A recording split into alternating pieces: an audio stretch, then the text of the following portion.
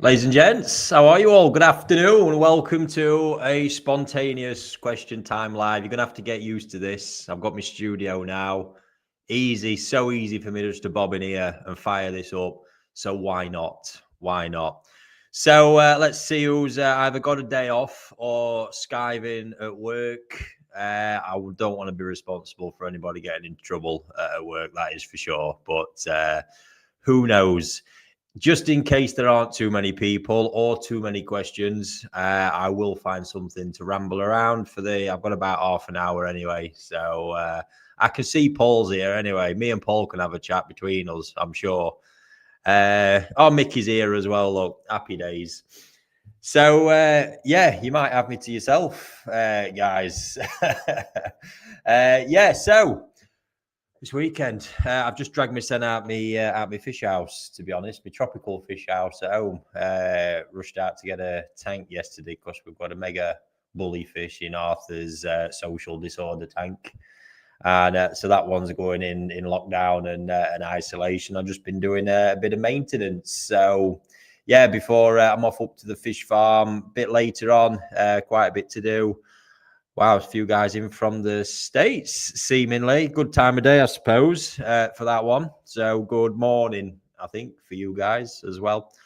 And yeah, absolutely wild week ahead. You're going to have a fantastic journals to follow on the channel. So I'm going to be filming every day this week pretty much. And I think what we'll do is we'll look to get them out as single episodes, and then I'm going to cram them all together for one, because there was, when I did that, there was some, great feedback on it. So we'll release them bit by bit and then cram them all into one and save a little bit of exclusive footage for the big one as well. I think that'll be pretty cool. But yeah, it's all around harvesting. I have got so much to do because I've got Japan right around the corner again.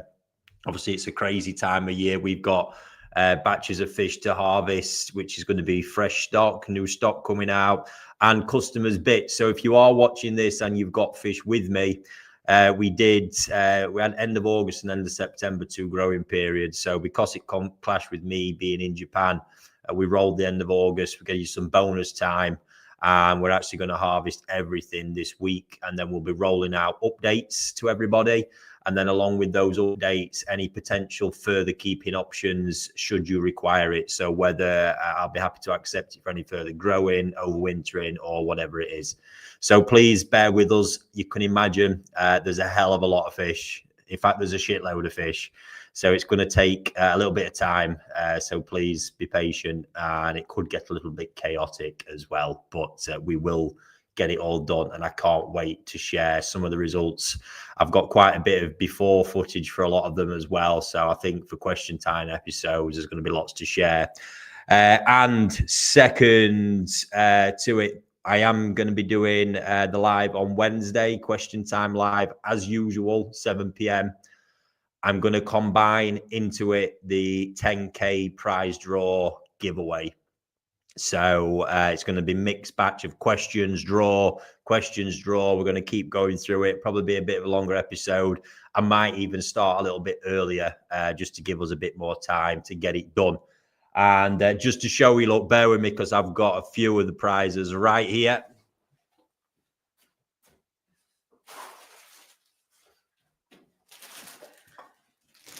So amongst a host of stuff, we've got, look at this, proper Japanese nets, several different variations of those as well. And banger, one of the proper, my favorite types of these as well.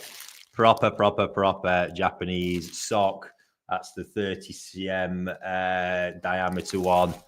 That's just 4. We've got koi vouchers to give away. There's going to be some food to give away. I've just said that. I'm not sure whether I want to open that can of worms again. Koi talk related stuff, all kinds of things. So yeah, be there Wednesday, and that will be for everybody who was joined our mailing list during that time.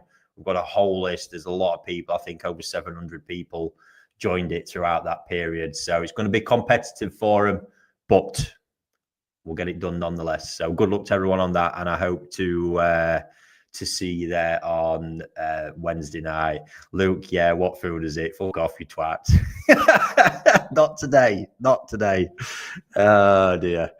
Anyway, right. Let me see what questions we've got, because like I said, I've not got forever, and we'll start from the top anyway. There we go. There we go. Morning from LI. Someone fill in the blank for me there. What's that New York, I take it. All these abbreviations, and I'm not well up with it all. Good morning, Ricky, here in the United States. What are your feelings on the silver fox? I was able to acquire one yesterday. Well done. Well done and happy days. It's as anything, and you, starting from this week, you're going to hear me mention Sakai so many times, it's going to drive you insane, because my love and admiration for that farm has just gone levels. So I've got to start pulling some fish out of the pond I've been growing Nisai through to Sansai as well, because there's some customer fish and some stock fish. I do need to thin some numbers out of it. And then there's another part to it. Something I says I weren't going to do this year and ended up doing absolutely balls deep again. So, but coming back to it, honestly, those fish are just built different, and the whole silver fox, super mango, the whole thing. Yes, not so much with the silver fox. I think that was maybe for different reasons, but I think it's understanding that at Sakai, a lot of these big top level bloodlines, they all need. Sorry, the quick answer to this is they're remarkable. The deep bit behind it, and why we're not likely to always see them as a commercial part of the breeding at these farms, because I think I once explained a scenario with Omasako when I was asking about Showa and why they started producing Showa, and there was interest there, but the absolute primary reason that they started off down that line again was actually to produce another Shirosori bloodline of the quality that they needed and wanted in order to cross that back into their existing lines for diluting the blood down. Because these top farms, the problem is there's so much of their diluted blood in the relevant varieties from all other places, it's hard for them to actually cross anything back in that's potentially not actually going to make the bloodline weaker. So that's where I believe we've seen the likes of Dragon Ball Sankey at Sakai, where Issa Showa was crossed in, because it's a completely different genetic pool, not actually that focused around Showa, although it can help with both, but more along diluting the blood, because Issa quality is renowned, diluting the blood for the Sankey part as well. And in the case of Super Mango, there was actually using Karashi, which is a well-known technique, using Karashi to create new Go Sankey parent sets in the end, you see. So I think, yeah, as a commercial thing, although it went incredibly well for them, and I'm not saying there won't be parents there to bring it back, they might just decide to turn the tap off one year, I don't know. But the general purpose of a lot of these things that you see at these farms is for that purpose. Now, Dainichi's been a bit different. Dainichi's really stuck to it. The kind of Botan project that they started, and they've actually got a lot of different offspring, but you have seen the numbers reduce gradually now over years. Yellow Monkey is probably one of the most prominent still, but a lot of the other stuff we were seeing has gone away. Now, whether that's need a bit more time to try and restabilize it, who knows what they've got cooking, but ultimately what this does, they have to create these new sets from scratch to create a completely different bloodline, in essence, to be able to cross it back to keep the quality consistent and actually produce their own parent fish to cross back into their main lines. So it's incredibly complex stuff. I absolutely salute them for what they do. But I think that's also, in regards to me just saying, yes, they're fantastic, a bit of insight into why these farms actually do it. And it's not like it's a core backbone for them. The core of Sakai is still Go Sankey and always will be.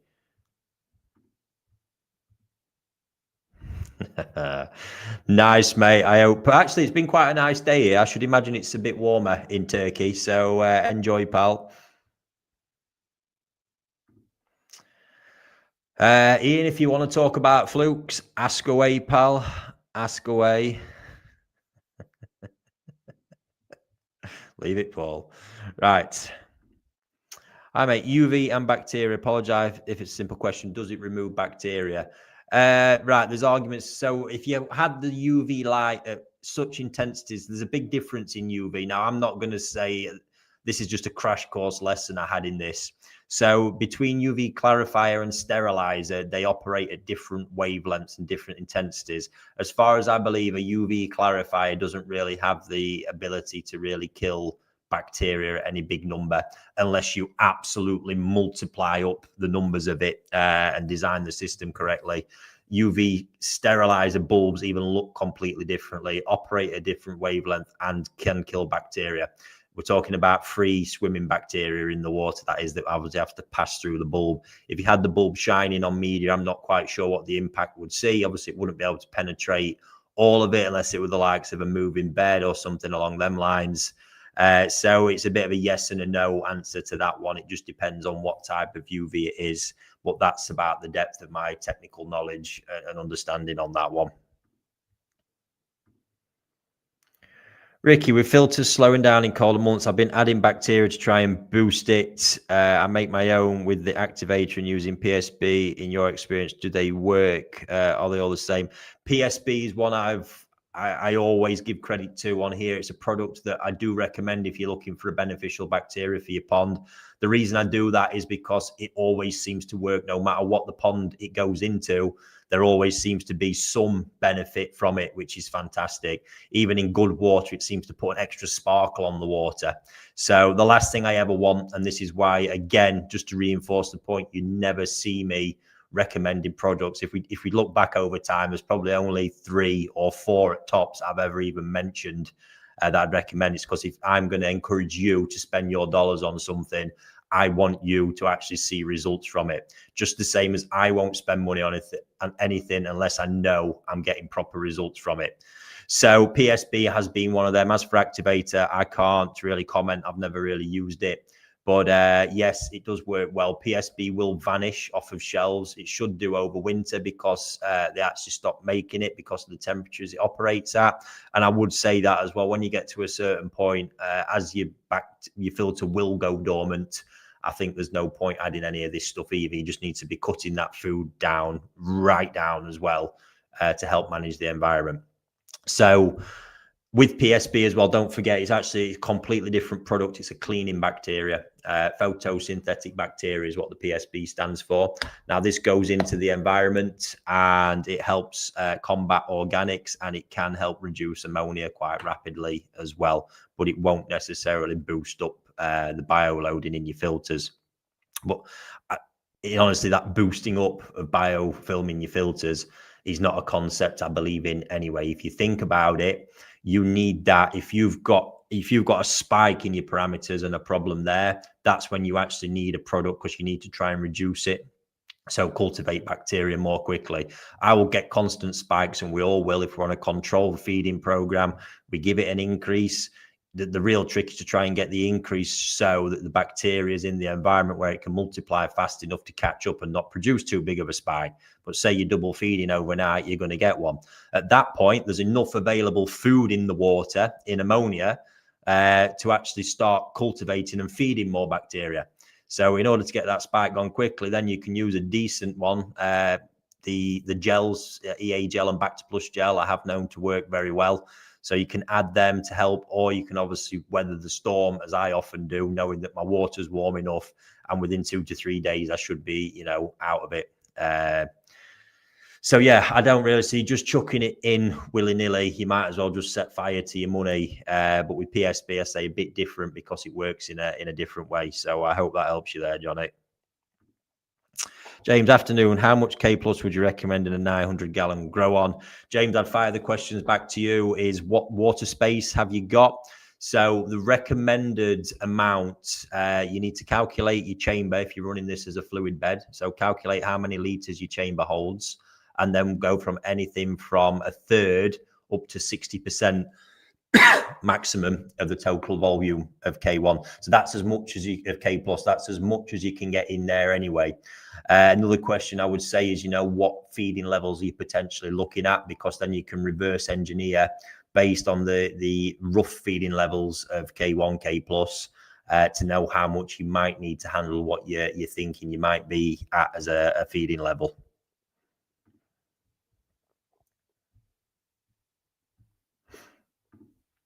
Afternoon. I'm still buzzing for securing a Miss Toyota show. Yes. Look forward to seeing the photos. Amazing. So yeah, yesterday I did the drop for those. The special 50 I'm going to pick out after harvest on this next trip.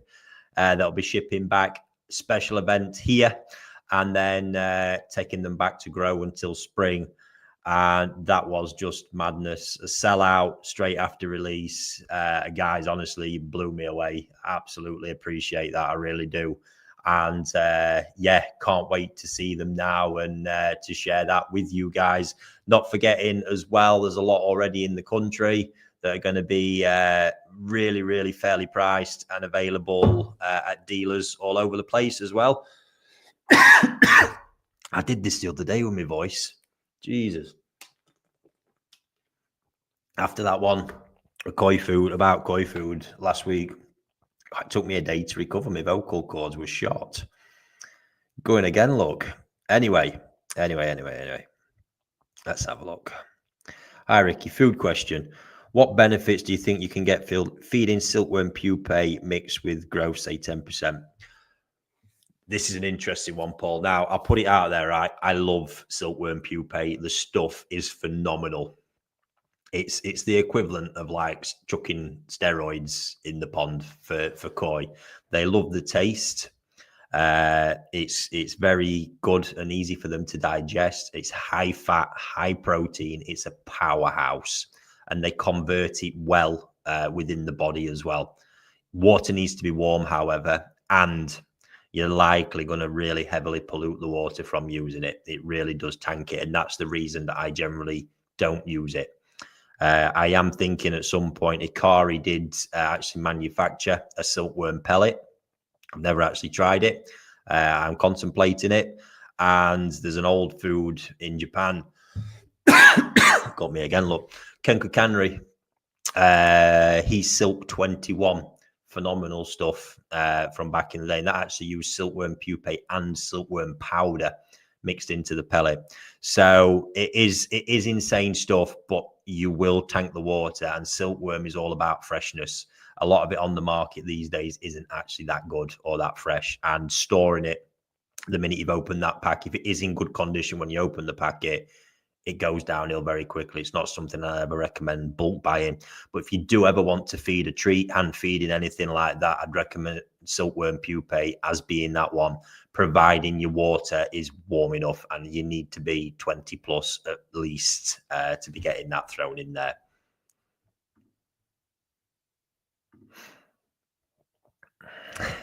Exactly, Paul. That's the kind of logic I was working on, mate. I didn't think anybody would mind.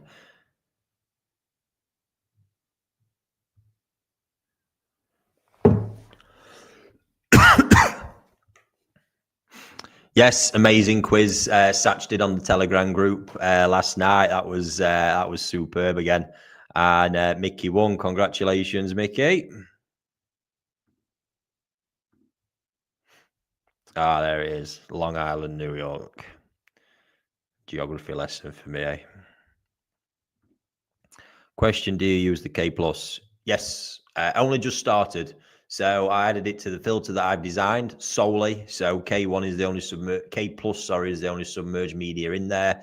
And I've actually added it into an old Nexus I've got. I think it's on one of the videos I did. Boosted it from from 50 to 200 liters with K+. And I've been very, very impressed with it so far. The speed at which it's developed a good biofilm on it has been quite remarkable. I did drop it right into Carnage. I mean, talk about available food in the water. There was ample. But yeah, just seeing how that biofilm seems to be developing on the media, even differently to the K1 in there, quite remarkable.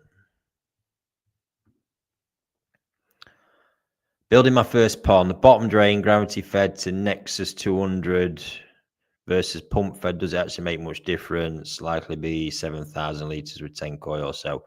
It just depends on your circumstances, Daniel. Some people haven't got the space to gravity feed. They need to pump feed.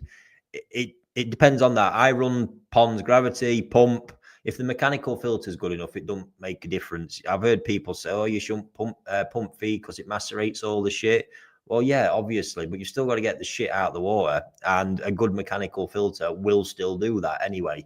So it's no different, in my opinion, so long as and that's from running both of them for long times. So pump feeding, when I pump feed, though, I don't have the pump in the pond generally. My showers run like that because it's the only way I can retrofit it and pull the 30,000 litres that I'm pulling. But in the case of my outdoor systems where I run pump fed, they actually pump feed from 1.5 inch Tommy drain. Pump sat below water level, 1.5 inch Tommy drain, straight into the pump, then pumping up over the shower, and they work fine. So really, it's whatever's most convenient for you on that one.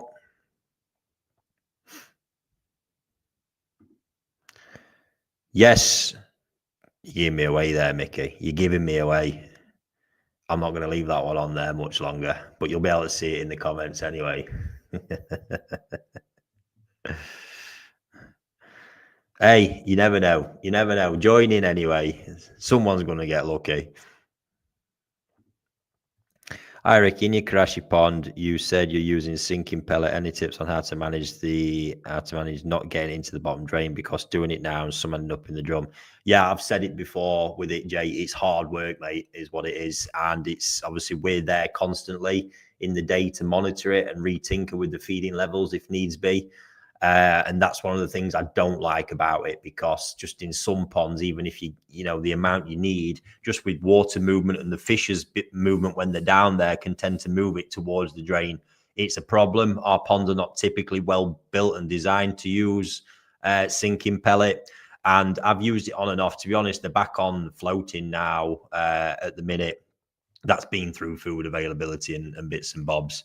But it is tricky, mate. So all I can say is monitor and adjust accordingly until you get that right setup. Then just be careful when you do the increases.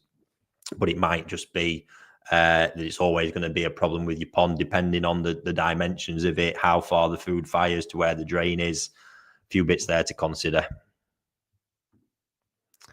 I checked with chloramine tea, then fluke solve next day. How long shall I leave it before I treat again, gill fluke? Ian, what I suggest you do, I presume you've diagnosed them with a scrape.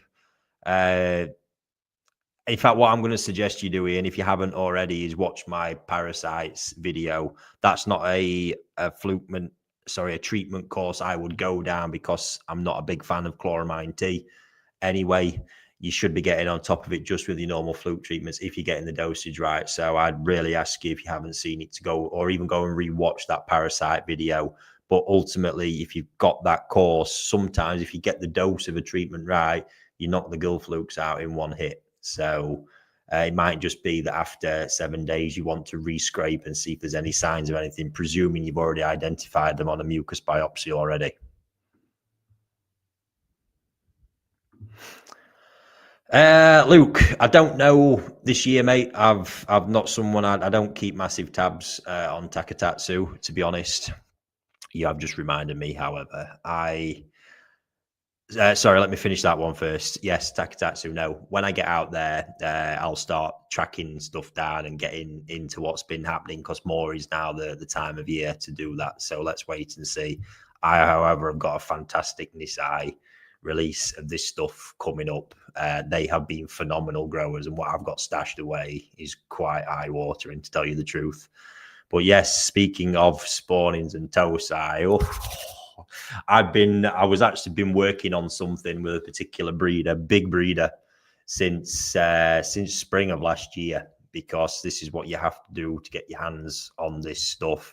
And there's always a chance still then it don't quite come off or something works, but it looks like it's come off.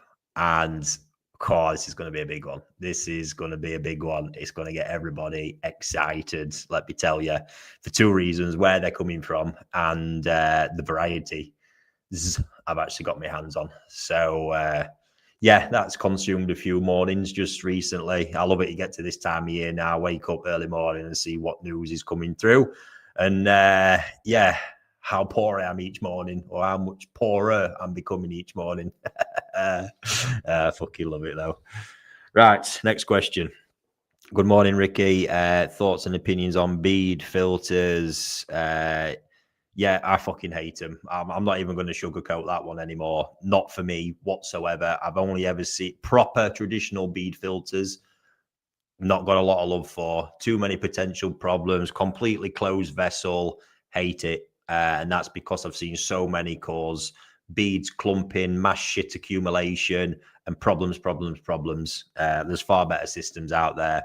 I can't speak for the one using K Plus. I can see how it might be a little bit better because the ability to clump is going to be massively reduced. That being said, still, it's a closed vessel that you can't get into and observe easily, and that I'm not a big fan of. So that's where I stand on those ones. And do you have any recommendations for a standalone moving bed system if I decide not to go DIY route? Yeah, either make one or buy a Nexus. I think that's where that one is at there. Afternoon. Hi, Ricky. Ever used Fock Clay and have any experience with it? No, I was always Refresh while it was readily available, and I love that stuff. That was just another one of them products, honestly. How you saw the pond and the fish and everything change after using it was just remarkable. I've not seen it around, though. I should probably ask the question when I'm there next if it even is around still. I've heard apparently that one on the market replaced it, but yeah, I think that's a load of bullshit as well, because when I've had that product and used it, it wasn't the same result, didn't even look the same. So yeah, you gotta love a bit of that. So no, Fox always had a stellar reputation though, and generally products that are made in Japan, used in Japan, and end up over here being imported and not altered, I have big belief in. All this stuff as well, honestly, the difference in quality, and it's a mentality out there. They know what they need. They get the depths of the pans right, the quality of the workmanship. Stuff lasts. You know, they're not crazy money, but stuff lasts. And that's the mentality of how they still build it out there. And a lot of the koi products are the same. You know, they go to make the best product, not thinking about cost and all the rest of it. Yeah, crazy. So if you can get it, like I say, it always had a cracking reputation. I know a lot of people that used it, and I can, because of where it comes from, quite easily buy into that. I asked last week, but realized it was food only questions. If you're to start again, would you use drums or not? Or is it a case just needing a different brand of drum? Your experience has put me off. Yeah, so I have got a new different brand. Sorry, it's not a new brand, another brand of drum actually running on a pond at the moment to test. It is night and day quality difference between it. So there is that element. I am, however, despite its quality and its coping, I know I'm pushing it probably out of the realms of what it's probably comfortable with. Now, I'm starting to be of the opinion, yes, the extreme circumstances, and in my case, and scaling up and the amount of things, they're just not for me, I think, is where I'm at with this. There are good brands out there, and I can see where they fit for you guys as well. So when I'm done with this test, I do believe, and I might even stick another pond to give it a shot with one of the bit bigger ones as well. But I just can't see where it works for me because, and not only that, I'm kind of at the point as well where the off-the-shelf solutions, given a lot of retrofitting and stuff going on, I'm just always looking at them going, I could really, I want to maximize. I've got this bit of space here that I can use. I could get another 50 litres of media there, but all the off-the-shelf stuff doesn't quite do it. I could get this in there if it was mechanical. Just loads of different variants for me. But what I will say is, yeah, the quality of the drum, if you're going for it, is so important. And don't be misled into thinking that these things are maintenance free, because to keep them actually ticking over, they're not. And there's loads of different things I would be looking for in one as fail safes as well, which you need. So that's an evolving one. I'm not a huge fan, and I think more for my circumstances and setup. And when I'm looking at what I'm doing and then looking at the outlay costs as well, I just can't see how they get paid back for me in a reasonable space of time, and how the benefits outweigh that cost expenditure, in all honesty. So given you see the results I'm producing on ponds that just use brushes. Now, I fully understand when I say that about brushes. Some people really won't mind. A lot of people will fucking hate it. It depends which camp you sit in. There are loads of other effective mechanical filters out there, and not forgetting as well, Nexus do an auto system as well. I'm just not sure how much I just trust the whole auto thing, full stop. But you guys likewise are not running ponds on a knife's edge all the time either. So yeah, I think stay with me. That one's going to be an evolving one. And I think by early next year, I'm going to be able to add a lot more to that conversation.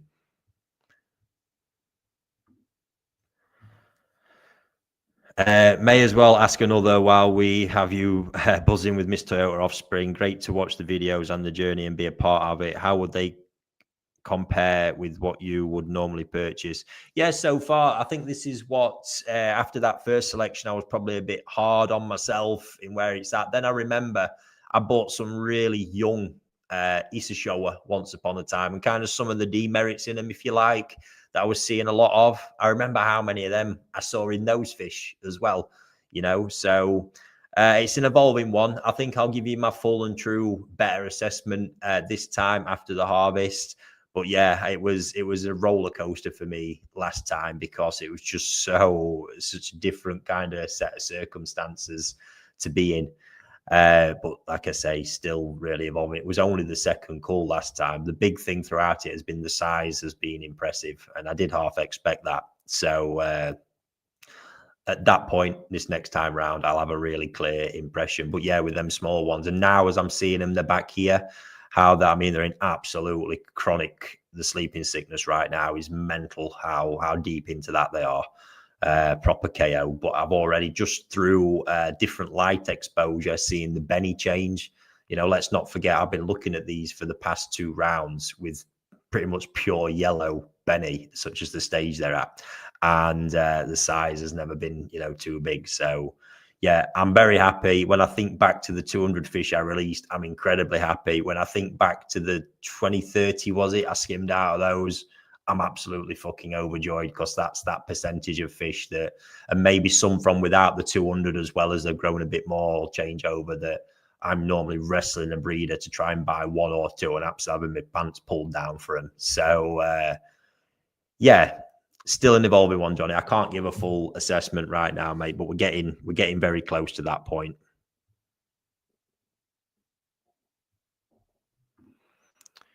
There we go, Ian. So what I would say is, if if you have watched it, probably watch it again, and you'll see that I'm not a fan of chloramine tea. It might just help you in what you're doing. I'm telling you now, I'm not going back on there again. Not at all. I've taken my temperature down to 18 about a week ago. How long would you condition them at these temps before heading down to 13 before winter? Koi seem fit and healthy, body good.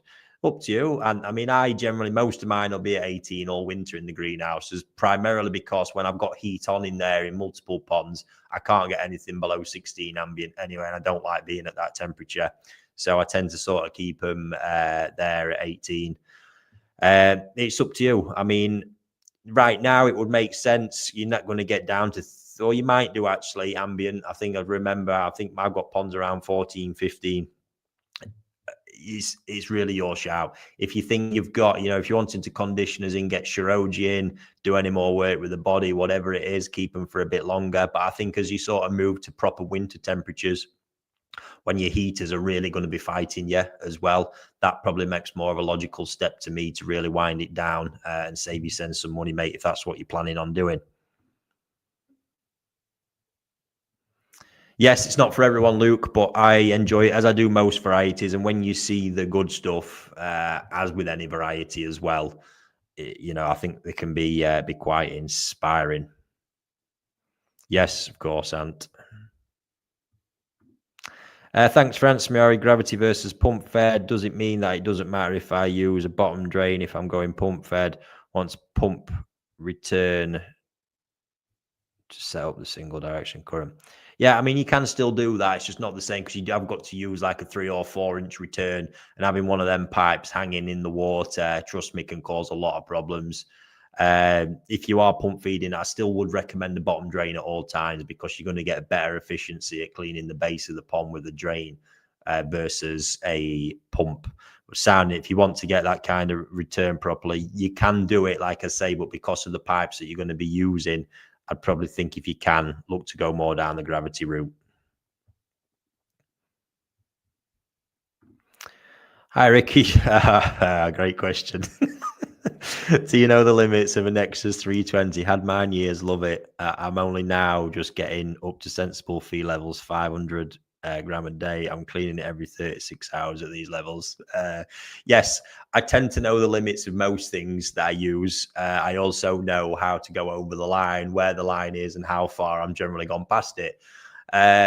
I've got the Nexus 200s running, max media loading. That's the most important. There's 200 litres in there now. I've got that heavily stocked, feeding. I don't even know how much. It'll be 500 gram at least, maybe more, I should imagine. And yes, that it takes some upkeep. There's no lying about it. And the water looks like shit because I'm not changing loads of it. I still just do it, clean it. I think it's twice a week. We've got that one on. You could say it could do with 3. I think the big thing with that kind of setup, and I think most setups, Gravity, you're looking these days, regardless of the filter, I'd recommend you fit in a purge before the filter. So on some days, you could just crank the bottom drain and clear that out, which, trust me, would have a profound impact and probably make the gaps between proper maintenance a bit longer. But that sounds about right. You know, if you're getting up to half a kilo every 36 hours, I mean, is it blocking to the point where it's dropping your bio level at that? Not sure.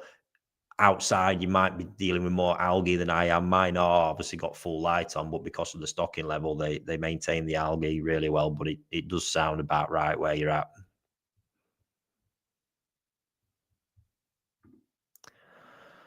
When you get back, oh, Mickey, come on. We're going to presume that's to Japan. Would love to see the guys at NND give their personal opinion on your show, Okoye, plus a tour of your ramen hotspots. Let's wait and see then, Mickey. I should have a bit of time for a bit of that. And I'm sure I can get Fujo on camera at some point. He does like to slip it as much as possible, but I'll get him backed into a corner at some point. When I watched it, you did mention the treatment you would use, but said 100%, then next day 50%. And yes, that's correct. Sorry, and I've lost our thread on that one now, mate. And Ari Drums, I went down the line of sieve and moving bed, bomb proof. Agree with that. I think the big thing for me is, oh, there we go, at the bottom, just in time as well. The big thing for me with it is it's so important, right? Your water pump, first of all. I think there should be absolutely no expense spared on your water pump. I'm a big Oaza fan. They run, other than the showers, every pump on site is Oaza. And now, bit by bit, the showers are starting to run on them huge Aquamac Eco Experts. They are fucking phenomenal pumps. They really are.